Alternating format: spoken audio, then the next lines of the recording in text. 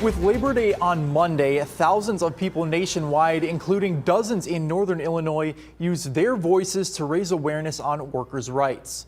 Freeport is one city in the state where people participated in a Workers Over Billionaires protest on Saturday. This is a nationwide demonstration against President Donald Trump and the billionaires who support him. Reports say more than 100 people took part Saturday in Freeport, many holding signs and chanting near Route 26 and Empire Street.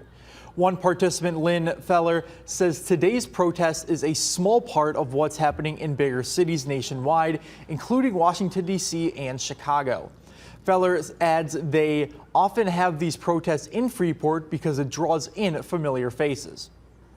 We're all out here basically because we're concerned of what is going on politically and with the country. And you get a wide variety. Everybody's got their own thing. So it's a little bit of everything, but people are out here for one reason or another. And the good thing is they're out here. I mean, they're here.